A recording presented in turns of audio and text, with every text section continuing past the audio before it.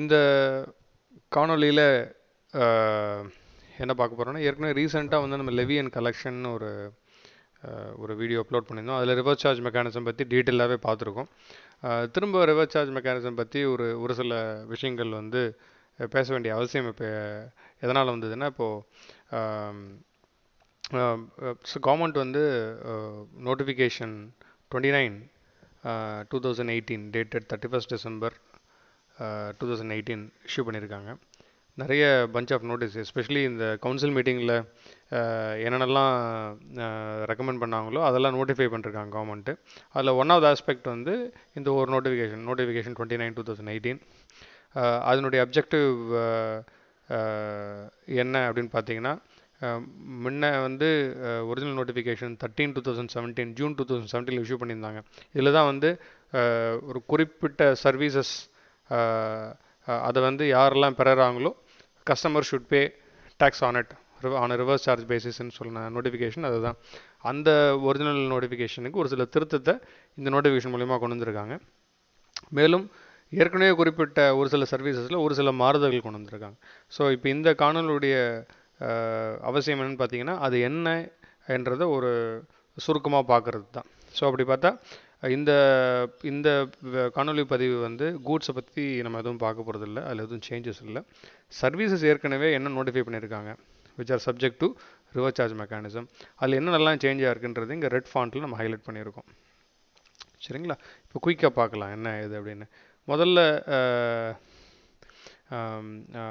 பார்த்தீங்கன்னா ஜிடிஏ சர்வீசஸில் வந்து when the service provided to government organization who are subject to section 51 வந்து talks about whose deductor under ஜிஎஸ்டியில் யார் TDS பிடிக்கணும் அப்படின்னு சொல்லியிருக்கிறது தான் வந்து செக்ஷன் 51 சொல்லக்கூடிய டிடக்டர்ஸ். ஸோ அதில் கவர்மெண்ட் ஆர்கனைசேஷன் நான் சுருக்கமாக கொடுத்துருக்கேன், பட் அதை இன்னும் கொஞ்சம் டீட்டெயில்டாக பார்க்கணும் அப்படின்னு பார்த்தீங்கன்னா, அந்த நோட்டிஃபிகேஷன் 31st December நோட்டிஃபிகேஷனில் GTA services if it provided to a department or establishment of central, state, union or local authority or government agencies, so they are registered as deductor under section 51. and முக்கியமாக என்ன பார்த்தீங்கன்னா, they are not making any taxable supply of goods or services. So இப்போ government organisation இங்கே நம்ம என்ன சொல்கிறோம் அப்படின்னா, they can be anyone, a department of central, state, union territory or local authority or any agency set up by them. So they are registered only for the purpose of complying under section 51. அதாவது TDS பிடிக்கிறதுக்காக தன்னை டிடக்டராக பதிவு பண்ணியிருக்கவங்களை மாத்திரம்தான் இல்லை அடங்கும். Suppose any other government organisation they are also involve in making taxable சப்ளைனா அவங்களுக்கு இது அப்ளிகபிள் கிடையாது. ஸோ செக்ஷன் 51 என்னென்னலாம் வந்து குறிப்பிட்டிருக்கான்னு பார்த்தீங்கன்னா, செக்ஷன் 51 இவங்கெல்லாம் தான் வந்து டிடக்டர் அப்படின்னு வந்து சொல்லப்பட்டிருக்கு. ஸோ அதில் வந்து முதல்ல ஏபி பார்த்தீங்கன்னா எல்லாம் government organisation.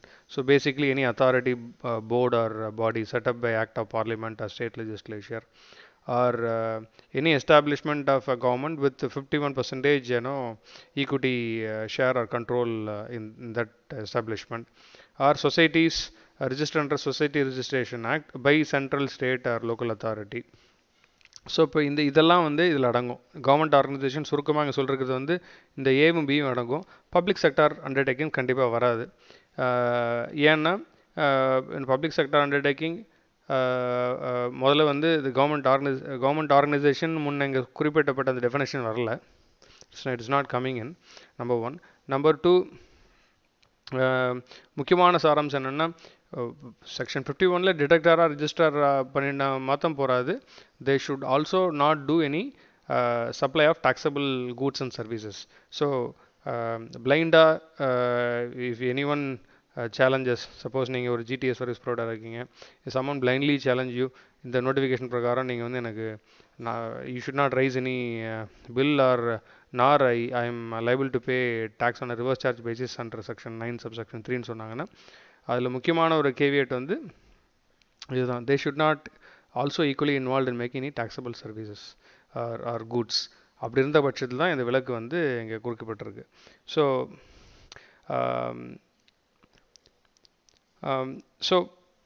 Otherwise everything is intact with GTA. So GTA as suchன்னு பார்த்தீங்கன்னா அவங்களுக்கு ஆப்ஷன் இருக்குது. ரிவர்ஸ் சார்ஜ் மெக்கானிசம்லையும் வந்து சர்வீஸை ப்ரொவைட் பண்ண முடியும், ஃபார்வர்ட் சார்ஜ்லையும் பண்ண முடியும். ரிவர்ஸ் சார்ஜில் பண்ணால் அவங்க கஸ்டமர் வந்து டேக்ஸ் பே பண்ணி 5% டேக்ஸ் பண்ணி பே பண்ணி அவங்க கிரெடிட் எடுத்துப்பாங்க. ஃபார்வர்ட் சார்ஜ் மெக்கானிசம் ஆப்ஷனை சூஸ் பண்ணாங்கன்னா சர்வீஸ் ப்ரொவைடரே, ஜிடிஏ சர்வீஸ் ப்ரொவைடரே டேக்ஸ் பே பண்ணி அவங்களுக்கு ஐடிசி தான் இருந்தாலும் எடுத்துக்கலாம். இதே ஆர்சிஎம் ஆட் பண்ணாங்கன்னா அவங்க ஐடிசி எடுத்துக்க முடியாது.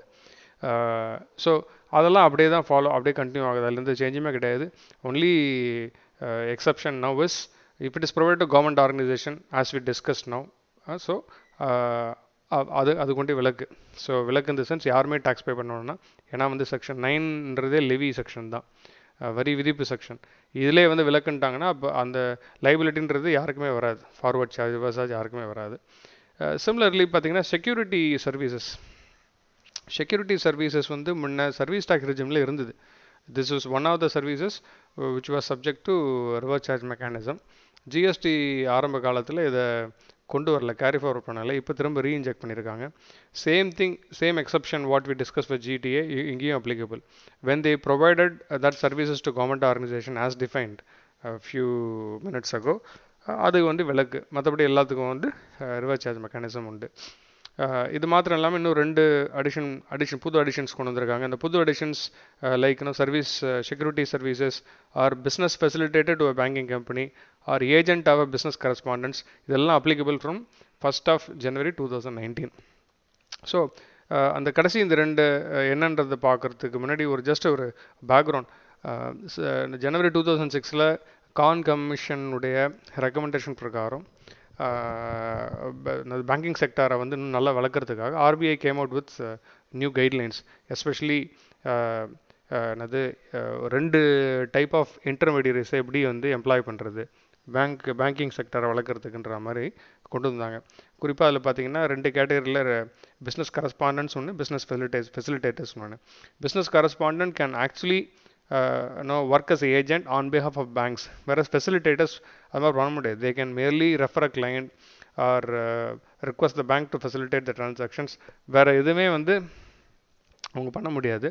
So in case of the business facilitator பார்த்தீங்கன்னா their services provided to banking company is subject to this RCM provision now. In case of agents, agent of business correspondent வந்து can do on behalf of banks அப்படின்னா அவங்களுக்கு ஒரு ஏஜென்ட்ஸ்லாம் இருப்பாங்க. அதாவது agent of a business கரஸ்பாண்டன்ட்டுக்கு service யார் receive பண்ணுறான்றதா business correspondent. So business correspondent should actually pay this services rendered by their agent on a reverse charge basis.